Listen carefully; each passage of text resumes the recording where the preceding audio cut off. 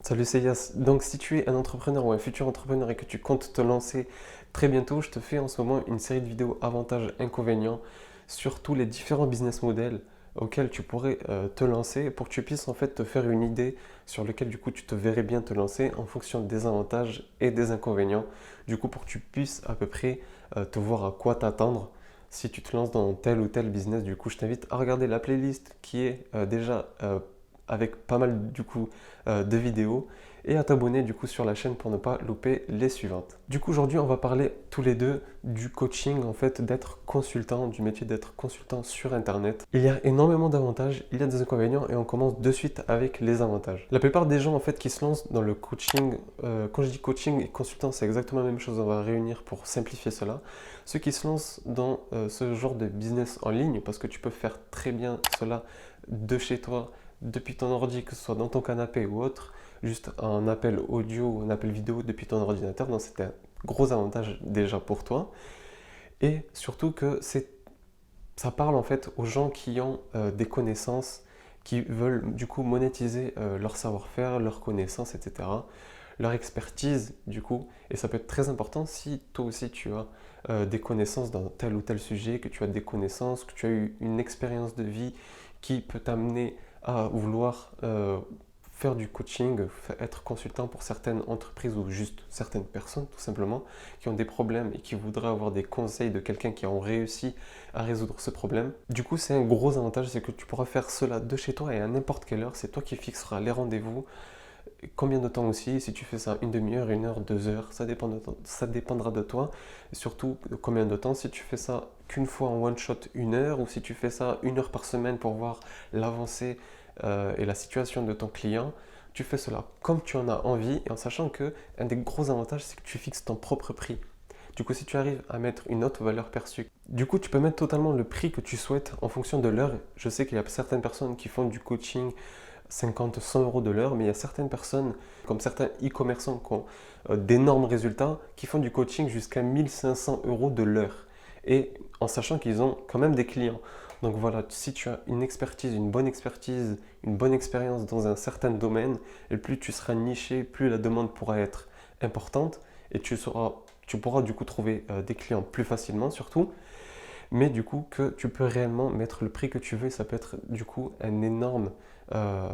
une énorme rentrée d'argent en fait supplémentaire chaque mois en faisant un peu de consulting chaque semaine du mois.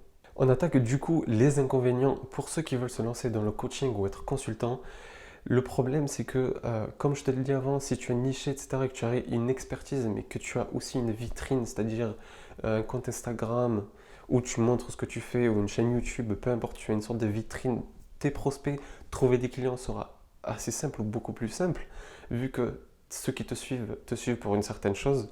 Du coup, voilà, ce sera beaucoup plus simple. Mais sauf que si tu te lances dans le coaching consultant, et que tu n'as pas du coup ce genre de vitrine, ça va être beaucoup plus dur de trouver du coup tes prospects, pas du tout impossible, hein, attention, juste il faut réussir à équilibrer tout cela, en fait, peser le pour et le contre, le fait de savoir que c'est beaucoup plus simple quand on a une vitrine, etc.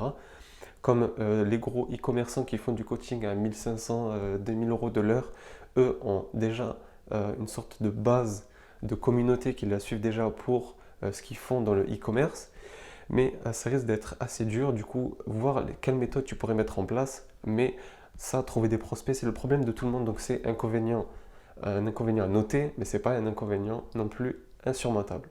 Et du coup, en dernier, c'est un inconvénient qui est assez important pour certaines personnes et qui du coup est un frein pour se lancer, c'est que certaines personnes trouvent qu'elles n'ont pas la légitimité peut-être, qu'on n'ont pas l'expérience, n'ont pas l'expertise pour être coach ou pour être consultant du coup et faire monétiser son savoir. Du coup, c'est un inconvénient et c'est ce qui freine pas mal de monde du coup à vouloir se lancer là-dedans.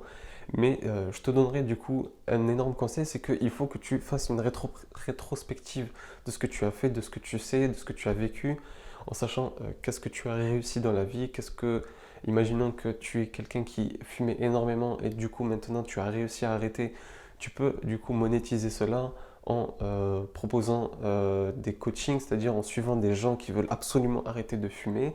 Tu as un business en ligne, tu as fait des publicités Facebook Ads, Tu peux réellement être un coach en publicité Facebook Ads. Tu peux faire réellement énormément de choses et pas simplement dans le développement personnel, pas simplement dans le e-commerce.